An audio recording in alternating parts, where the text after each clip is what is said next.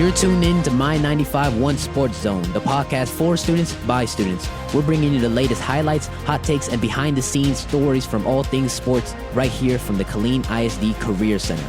From Friday night lights to buzzer beaters and everything in between. If it's KISD Sports, we're talking about it.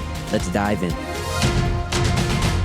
Welcome back to the My 95.1 Sports Zone podcast. Today we've got David and Brandon to talk all things basketball. And gentlemen, let's dive right in. Playoffs are here, and a lot of teams we thought was going to win did not. But just to say the truth, Ellison is the only team remaining off this past Tuesday and Monday. But there are a lot of competitive games, though. Let's start with Ellison because they played first on Monday. They're in an unfamiliar spot. Close first round. We've seen that, I think, first time in a while since they were in 6A and had to go against teams like Waxahachie and stuff like that. They were down 4 with down 4, I think, with a minute left. Once again, an unfamiliar spot, and Sean Parks was Sean Parks. Really showing up how Ellison True Star is supposed to be. 30 seconds left. They're down by 2 and 1 and knocks down the free throws. Crandall calls a timeout. Sean Parks gets the ball, is guarding their best player, gets the stop, and grabs the rebound and hits the game-winning free throws. So they sealed the game right there. And eventful first round for Coach Jones and the Ellison Eagles, and they move on for the by-district round. I didn't see the game, but based on what you just said, that shows why Sean Parks is Sean Parks. Like, he showed his talent. Not only was he doing it on offensive end, but you said he guarded the other team's best player and got the stop. That, to me, that's what I was talking about, effort. I was saying that was the key for all of our teams around this area. If they wanted to go far, it was effort. If you give me effort on defense, I can live with that. And he showed up last night. And he hit the game-winning free throws, you said, David? Mm-hmm. Game-sealing free throws to put it away to go up 2 possessions. That's outstanding. That shows true leadership and dedication and his competitiveness and his hunger because he wanted that. If you know Sean Parks, my bad, Brad, I need to cut you off. That's just a type of player he is and type of kid he was. I'm going to share a little bit of his story. Going into 7th grade, Sean Parks wasn't the big old name. In the 8th grade, he took a huge jump. And then 9th grade, starting on varsity, not a lot of people agree with it, and he's continuously just used. If y'all know Sean Parks, he's going to play hard the whole entire game, or whenever he's on the court.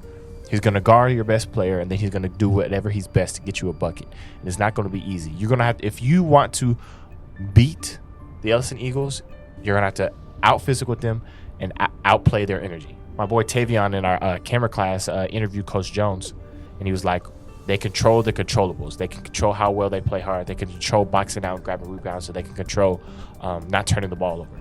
But like I said, man, you're not going to be able to beat the Ellison Eagles without doing those things. And Sean Parks is the leader of those things that are the Ellison staple. He's going to play hard. He's going to guard you 94 feet, and you better be you're going to be in for a long night if you don't match his energy. And that's how they got the win, man. Yes, that is absolutely what I was saying. Like, his hunger and his competitiveness. Like, he wants it on both ends. Like, a lot of people, like a lot of teams' best players, they usually just do it on one end, but he's doing it on both ends. Like, he's taking the other team's best offensive player, and he's also, like you said, he's going to give you a bucket whenever you need it. And he came up in a clutch. And that's what I said. It's what you do in clutch moments and your effort. And he had both check marks Monday night. So What other players do you think are stepping up this year for the Ellison Eagles? Now, they've had a really tough year with regards to chemistry. They lost some players last year. It's not the same Ellison team that we've known from the last few years. Up and down season for sure. Definitely an up and down season. They got hot at the right time, I think. But who else on that squad besides Sean Parks has stepped up this year to be able to provide them with the buckets they need and to get them here into the playoffs sitting kind of pretty? I think it's a lot the 2 bigs. If you watch, I think we can go back to the Chaparral game. That game was literally to win district, in my opinion, to at least have the share with Belton. And Elijah Bash was going toe-to-toe with Carlos for Chaparral. And there was a couple buckets where he went back and forth. And if you've seen Coach Jones in the game, you could tell by his face when someone makes a mistake. And you could very see cheering on Eli. He calls him Eli all the time. And he was doing pretty good. The bigs have really stepped up in the row. You know, they like to run that twin tower lineup a lot. And those 2 have really stepped up. But I think the main one has been Jacob Tolbert. Jacob really, really hit some clutch shots in that Crandall game to help balance off Sean too. And Messiah Lynch had to come up be a sophomore starting point guard these past couple of years. And the main guy, this is my pick, Tyler Reed. And we've heard that name before, haven't we? Yes, sir, in football. And he comes in and he's going to play defense. He's going to rebound. And I think that's the key X factor. Because his defense is probably top 2 on the team, right behind Sean, in my opinion. And he's going to give you all he got. He's going to rebound. He's not going to give you a whole lot on offense, but he's going to give you what you need. One name that I know you saw my face when you said Jacob Tolbert. That's what I was going to lean to, because a lot of people would say Elijah Bass or Messiah Lynch, but I was thinking Jacob Tolbert because, like you said, one key thing, he's like super clutch. Like he's like him and Sean Parks, I think, are a really good duo, and that's why I think they can go far in this tournament, because they have 2 guys that can get it done, specifically on the offensive end. I was going to say Jacob Tolbert just because it's clutch and the way he can score. He can get a shot off anytime he wants. And his composure, he doesn't rush anything. He doesn't chuck up any shots. He lets the game come to him, and he plays right. All right, so Ellison will play Poteet on Friday out of West Texas, and a really great arena there. We got to see that a lot last year as well as one game this year. But Ellison versus Poteet, what do we think? Who do you got, David? I think Ellison gets another win, man. Poteet has 19-11 overall in the season. They've had a decent season. They've beat teams like Dallas Skyline. They went into a close game with Dallas Centennial, who's ranked in the 20s, I believe. They lost to Mesquite Horn 43-38. So they're definitely a competitive team that can make the shakes out. But I think Ellison's experience is going to be way too much. Coach Jones has lost in the second round in years, and I don't think that's going to happen here. But I want to talk about the bracket just a little bit before Brandon goes. I'm sorry. This is a lot like last year's bracket. I want to talk about Waco U's playing South Oak Cliff for the first time. But I want y'all, there was an overtime game with the Colony and Ellison last year. We might see that matchup again here in the next few weeks. If Ellison and Colony win, we get that matchup again. Yeah, and if I'm not mistaken, that was played at West, and I went to that game last year, and that was pretty intense. You mentioned this Mesquite Horn team. We'll come back to that here in a minute, but yeah, I think you're pretty much right on the money. I think Ellison has the experience to carry this game on, and I think they're going to come out with the win. Now, Brandon, what are your thoughts, sir? It's kind of like what y'all said, but I'm going to say the one reason is Coach Jones. And he kind of alluded to it earlier when he said he hasn't lost in the second round in years. Yeah, I think Coach Jones has the experience, and I think he's the better coach in the game. And I believe he'll be able to outcoach him when it comes down to the last 5 minutes in the ball game. Also, there's not really home field advantage in these playoffs. It's at a neutral site, but Ellison knows that West arena very well. They know what those rims are like. They've shined pretty successfully there, and again, experience, familiarity, and a better coach. I think that is the successful recipe for a playoff win. Yes, I say single-digit win, maybe 5-6 points. Yeah, I and think, then we get the rematch of the Colony. Sorry, Brandon, the Colony and Ellison. No, you're right. I think it's gonna. I actually think it's gonna be something like what Ellison just had to deal with, like a little close game. Not saying they're gonna be down 4 with like a minute left, like you said, but I think it'll be a little competitive game because, like you said, Petit. I mean, they made it this far for a reason. Like they're no scrubs. They know what they're doing. But I think they win by 5 or 6 points. I think Sean Parks and Jacob Tolbert and Coach Jones, the collection of their whole team, will be able to get it done. The key is there's going to be a point in time where teams are really going to key in on Sean, like we've seen earlier in the year. Now, especially, there's playoff time. Will those guys have to step up? Because lately, nobody's really put that attention on Sean like that. So the guys haven't really had to step up like that. There's going to be a point in time, I'm telling you, where the guy has to step up. It's either going to make or break the Ellison Eagles. Well, I think part of that is because, like you said, when Mr. Griffin asked us who we think has been stepping up, everybody's been stepping up. So it's like you can't just focus on Sean Parks because now Jacob Tolbert and Elijah Bass and Messiah Lynch and all those guys, they got a hot hand. They're playing really well. So it's like you can't just focus on defensively. Him. Offensively, it can get a little shaky at times. And that's my just honest opinion. Their main goal of Ellison was Coach Jones going to, after they went over to, they had to get better defensively, which as a team stepping up in that point, yes. There's going to be times where Messiah, Jacob, and sometimes even Elijah hitting a mid-range shot or an open 3. And they haven't been able to hit those consistently out through the year. And lately, Jacob has been a little bit cold. But can they get hot is the question. I think they are on the verge of doing something in the playoffs. I think this second round should be not a piece of cake, but just business as usual. All right, let's move on to another game. You want to go into Chaparral, Brandon?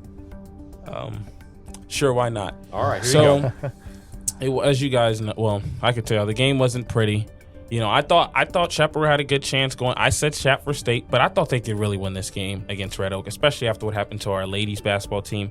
But unfortunately, Chaparral, I called this. I said they need to be able to consistently make shots. And if they're not making shots, that's a recipe for disaster, in my opinion, because I feel like they're a little challenged defensively, especially, and that's what I said about effort. When they're not making shots, it kind of demoralizes their team. And when they weren't doing that, it kind of felt like Red Oak was just able to kind of get whatever they wanted, whenever they wanted. Kind of something like that. Oftentimes you'll hear about the moment being a little too big for them. Was it a matter of them just not being prepared for the playoffs, or did they just not perform well? What would be your thoughts on that? I think you could say it's a combination of both, but also it's just maybe it kind of goes like with the Bryce being ladder. I think maybe Red Oak was just simply the better team. They outplayed them in they're ranked category. number 5 in the state. Yeah, for a I was reason. just about to say that they're ranked number 5 in the state.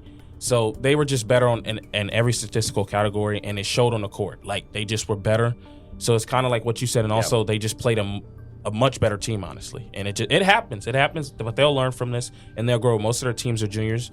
Most of their team is made up of juniors, so they'll grow from this and be back next year. I think you're right. You have to know how to win with dignity, and you have to know how to lose with dignity. And to be able to play a team that much better than you, hats off to Shap for showing up, doing what they can do, get some experience under their belt, playing a good squad, because this is not a team that's just a scrub squad. They've come a long way. They've got some really good shooters. But again, when you play that better team, there's really nothing you can do. It's just you have to sit back and just hope for the best. It just the ball. Sometimes the ball just doesn't bounce your way, and it clearly, absolutely, last night didn't bounce their way. Just the whole team didn't play well. The whole team didn't play well. I was kind of a little bit disappointed in Mays. I thought he could have got a little bit more. He could have made a couple more shots. He could have shot the ball a little bit more. But just the whole team in general, I'm disappointed. Especially me going to Shap. I'm disappointed. But they know I still got love for them. They'll be back next year. I kind of had that same prediction. I'm not going to lie to you. But this is a building moment. Next year, they're going to 6A, a much more competitive realignment. And they're going to be lined up with District 11. If y'all don't know what District 11 is, it is the District of Doom. It's a lot. It is a lot. They're still going to have the Duncanvilles. There's going to be a couple also, but I think they really got to key in defensively if they want to get better throughout the summer. They really got to take pride on that side of the ball because they can score the basketball. Don't get me wrong. Yeah. But Brandon's right. They got to get better on the defensive side of the ball, and that's okay. But going into next season, you're going to be into a winnable district, in my opinion. Harker Heights loses a lot of big portion of their team, if we're being completely honest here. We'll talk about that in a minute. Can they, with their experience now, leading into maybe being the favorite, can they go out and win it all and get past the first round? Only time will tell. Yeah. We'll see. I thought this could have been the year they did it, but as kind of Mr. Griffin said, the lights were too bright and they just probably weren't really prepared. And just honestly, they just played a much better team. It happens. And they'll learn from this, though. And then I want to key in District 11 will be Crawley, Dallas Skyline, Duncanville, Mansfield Lake Ridge, North Crawley, Red Oak, and Waxahachie. So winning district is very key. And I really want to talk about that, especially in the 6A. For some reason, UIL loves to line us up with that Dallas region.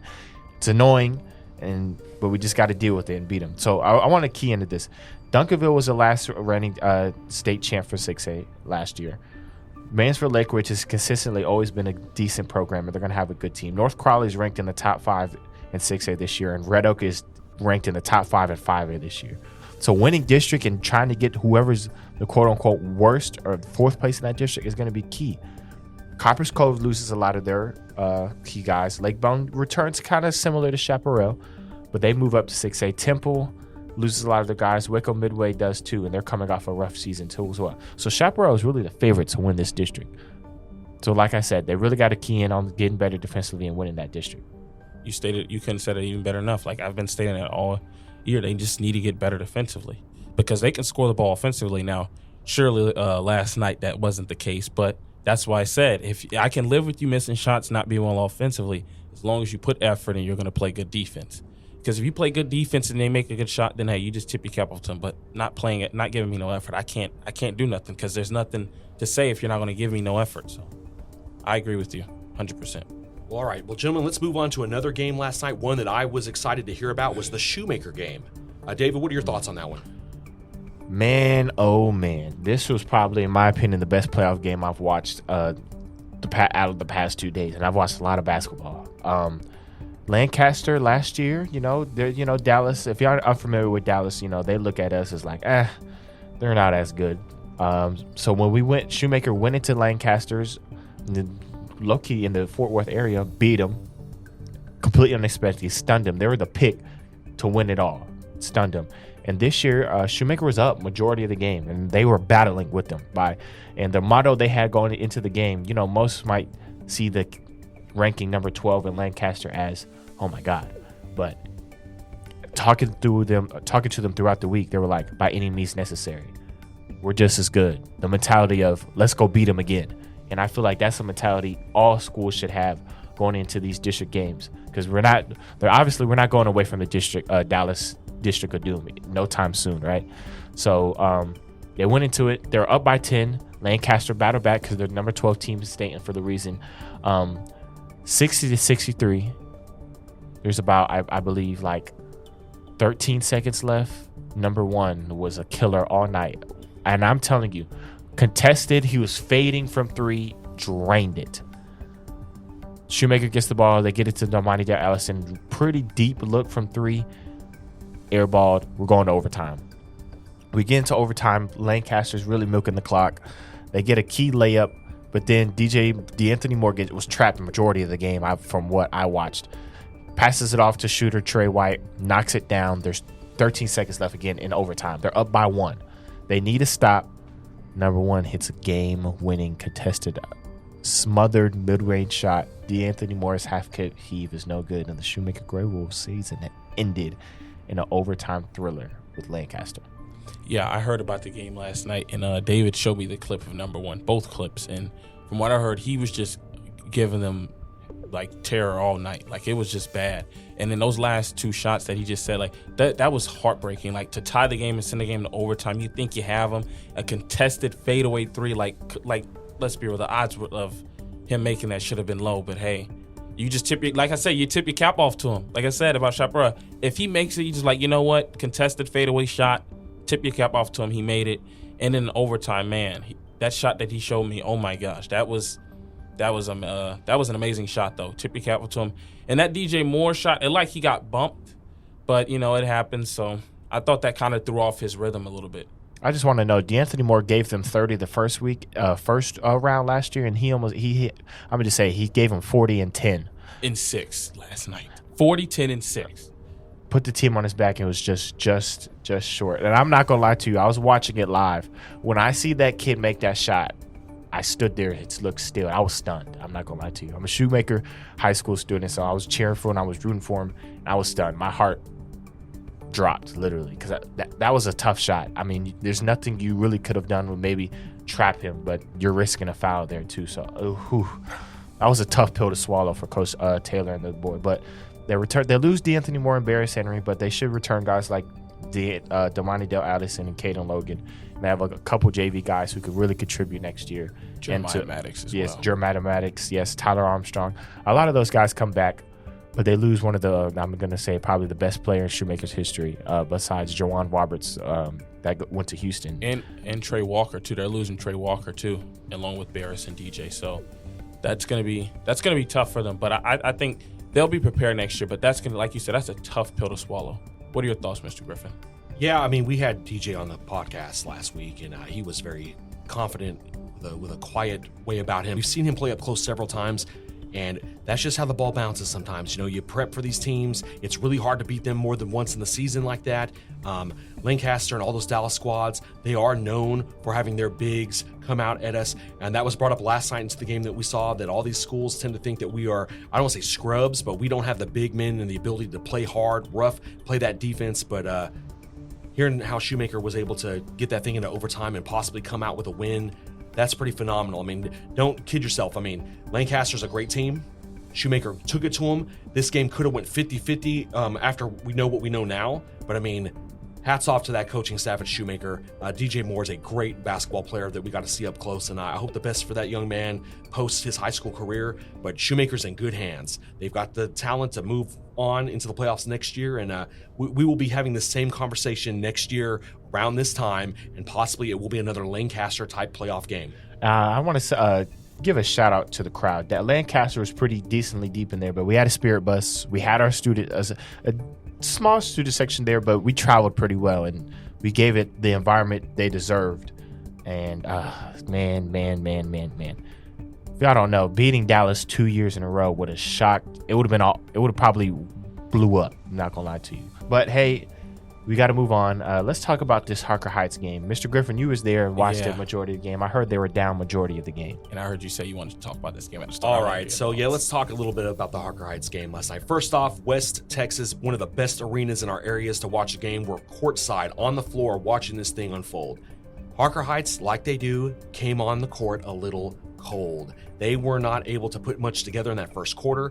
That Mesquite squad has a young man by the name of Vasquez, number 1, outstanding player. He is, for lack of a better word, the Sean Parks of that Mesquite squad. This young man can drive, he can dribble, he can shoot anywhere in the paint, and that is kind of how this thing went. First quarter belonged 100% to Mesquite. They've also got another player on their squad. His name is McCardell. That young man is out there in the perimeter just watching the game unfold. They were silently killing them with just moving the ball around and found in the paint where they could shoot it. Not a lot of three-point shots from that particular squad. From the Harker Heights team, they were living and dying by the three-pointer. It was just kind of hard to watch where you had available players in the paint, but they just could not get in there, and they kept shooting and missing shots from the perimeter. Another really key matchup for this Horn squad. They made almost every free throw. I have not seen a team shoot consistently like that. In the first half, it was 100%. It did go down to about 87-88% of free throw shooting, but they had them. All right, so the good news, Harker Heights was able to come back. They stormed back with a three-pointer shot. They was down at one time by 12. They hit it, and at one point, they were actually in the lead for a moment. But ultimately, the Harker Heights squad did fall. There was some really good defense on both sides. They were swarming each other. But again, Horn just had the bigger men, were able to kind of go around the court and shoot where they wanted to. But again, they did not really access that three-pointer like Heights was able to do. On a coaching side, we saw them in practice come out there. They were locked in. That is the only word I can come up with. Horn was locked in. Those Jaguar players were fast, ferocious, and their big men really was able to be the difference in that game. Heights, again, they showed up cold. They were able to get some shots, knock them down, but man, it just was, things didn't go their way. There were some really strange fouls towards the end of the game. On a free throw, one of the players, I'm not going to name any names, he jumped up and they had to reshoot it. He had missed the second one, but with the opportunity to shoot again, it went in. There was a few hand check stuff that was like strangely inconsistent, both called on offense and defense. That was a bit odd. Traveling was non-existent in the game as the refs saw it. I saw a few shots where, man, that looks like a third, maybe even a fourth step. But I mean, again, officiating was pretty on point. Harker Heights came up to a team that beat them last year and kicked them out of the playoffs. Again, just, I don't know what you want to call it, but Heights just hit a wall. They completely hit a wall. And like in Harker Heights Knights fashion, they were able to come back, cut the lead down, get it close, but then Vasquez, man, that's all I got to say. That young man he took over the game for the Jaguars and just brought it out. So the game did, in fact, end on a unfortunate play, and then, of course, you had the three that was no good, and then they brought it back. So, yeah, I mean, what can I say? Harker Heights, they've got a good squad. They've got good players, but they got a little manhandled out there in that first quarter, and I don't think they were able to recover with just the ferocity that was brought forth to them. That's my take. Yeah, this shows you how you have to start fast in this playoffs. And I wasn't on the last podcast, unfortunately, but if I was, I would have told y'all Harker Heights is going to have a point in time where they're cold. If it's the first, second, third, or fourth, it's just going to happen for some reason. That's how it's been all year, and unfortunately, it was the start. They digged themselves in the hole, and they couldn't dig it back. I heard Elijah Gibson was really put the team on his back and was scoring and kept fighting, though. He did. He kept looking for an open man. He had a few guys there in the paint that they just wanted to opt for that three-point shot. I think if we had a do-over here, which we never get, I think that the coach would say, all right, you know what, let's abandon this three-pointer thing that's not really doing much. Let's try to shoot in the paint, because they had some good transitions. But, man, Gibson, man, just... he tried, and he did what he could do to kind of find these players. There were some open shots that were made eventually. It just, again, it was not Harker Heights night, y'all. And this was a case of where I think a bigger team was able to press their will upon them, and they just could not get out of that hole. They just simply could not eventually. Yeah, Harker Heights loses. I'm not gonna lie to you guys. It's gonna be an interesting year for Harker Heights next year. They lose Lerone, they lose Elijah Gibson, they lose Isaiah Peak, they lose David Blunt, they lose Leo Wilson, they lose a lot. I'm not going to lie to you. So they still got guys like Jalen Hines, Kendall Harris, Damari Mays, Isaiah to come up and build. But it's going to be an interesting year on how Coach Fawcett deals with it. Yeah, and Coach Fawcett actually came up to me before the game. He was really happy to see us represent there, to have our broadcasting squad there. I don't know, man. I mean, I thought this Heights team had the ability to kind of go a little farther in the playoffs than some of the other ones, if I'm being real. But, like, just one of those things, man. Like, you hit that wall. You hit a team that just is just on fire for shooting. And hats off to Mesquite Horn. I mean, that is a well-oiled squad. They got a good point guard. They got some bigs. They brought it. Can't look at that record. They're in that district of game like we've talked about before. So they've battled every single week in district. And the one thing is, they're in the playoffs for a reason. So like I said earlier with the other team, they got that fall for a reason. So no matter what the record is, if they're right there in the playoffs or in a tournament, they're there for a reason. So that means they're a really good team. They also had their crowd show up. I mean, Harker Heights' crowd showed up too, but you heard rumblings of thunder in that arena when our guys went up there to shoot those free throws. And was it intimidating? Oh, yeah. I mean, it really was. So, again, these teams that we play in the playoffs from this area, man, they travel well. They're coached well. They got really good players. And it comes down to a few things. I mean, this area isn't known for its bigs.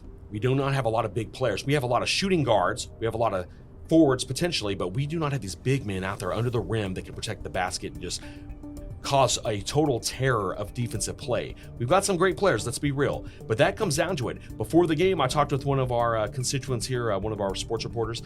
He mentioned specifically, this Horn team, they're known for hard play. They can get there in the paint, but they are not a good shooting squad. Well, that wasn't really the case what I saw, but I mean, they did take their time. It was very much reminiscent of watching Killeen play basketball a few years ago, where they would kind of sit back and allow the clock to go down. There was a lot of that from that Horn squad. Those Jaguars they held onto the ball a lot. There was one time, it was about maybe a minute and 37 seconds where no shot was taken. They sat there and dribbled and reassessed, but they were waiting for that opportune moment to throw the ball to their player in the paint to score. So not only were they patient, they were aggressive, and that is a huge recipe for why they were able to win. So, again, Harker Heights had a great season. Hats off to all those players. Like you said, they're losing a lot of seniors. I have Leo Wilson III in one of my classes, and I've gotten to know that young man over the few years that I've had him, and it's going to be a very different look for Harker Heights next year on the court. Overall, it looks like that most of the teams here in this area are going to have a lot of changeover for players, but I think some are more prepared for others. I think Shoemaker is going to be looking really good, as well as Chaparral.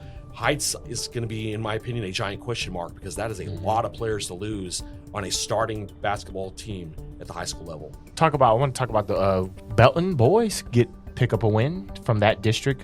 This is no slight. Chaparral was the only team to lose from that district. Shows you how tough that district was, and winning that district was important. Waco U got the win. They rematched with South Oak Cliff in the second round.